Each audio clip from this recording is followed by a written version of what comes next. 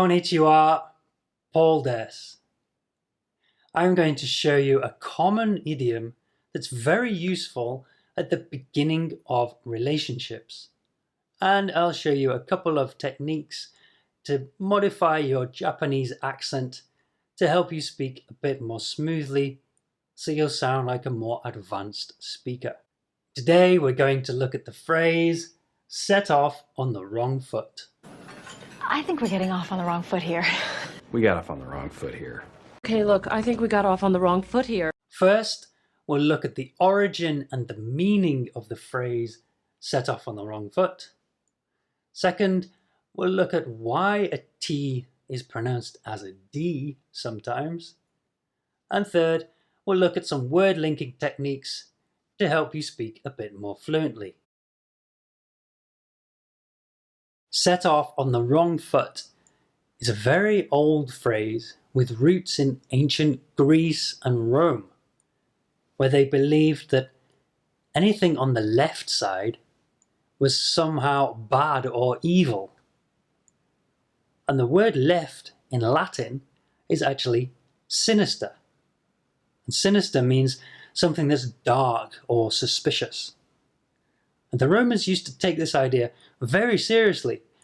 In the 1st century, around the time of the Emperor Nero, they used to have guards placed by the doors of buildings to check that nobody went in or out of the building with their left foot first. Now the phrase means to make a bad start to a relationship or a project. And there are a few variations. You could say start off on the wrong foot or get off on the wrong foot. And also there is the opposite meaning of right foot, set off on the right foot. So some examples of how you'd use the phrase would be, she set off on the wrong foot with the new boss because she didn't understand what she was expected to do. Or, we got off on the wrong foot with the project and now we are already over budget. Let's look at T voicing, which means that you actually pronounce a T sound as a very short D sound. In the phrase set off on the wrong foot, we have set off. And you can say it with a T, no problem. Set off is absolutely fine. But more commonly, you would actually say set off, set off. So a T often becomes a short D if the sound before it is a vowel. Here we have e, and the sound directly after it is also a vowel. Here we have o. Then it's much easier to just say a D. It's much faster and smoother to speak that way. So some other examples, we've got better, but I, not a lot of, instead of better, but I, not a lot of. If you practice saying these phrases yourself, you'll notice it's much easier if you use D. So let's listen to some more examples. Say I got a better offer, but I got a better offer. But I think I got a better one. And not a lot of time. Not a lot of customers. Let's look at some linking techniques to help you speak a bit more smoothly and fluently. In this phrase, we have 3 places where the words are linked together. The first 2 links are because the final sound of the word is a consonant, and the first sound of the next word is a vowel.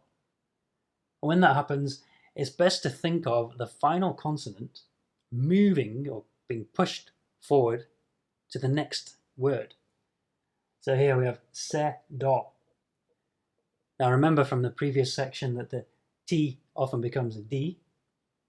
So let's move to the off word, se, do. And similarly, the final F is moved to the next word, on, so it becomes fon. Se, do, fon. set off on. And here, the linking is because the N and the TH, or th sound, are made in a very similar position in the mouth.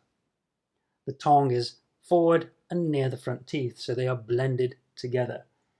So actually here, you pronounce the N with your tongue in the same position as the TH, which is between your teeth. Th.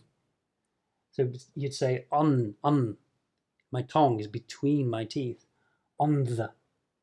And then it becomes a kind of blended sound of nth, nth, nth, nth. So you get set off on, set off on, set off on.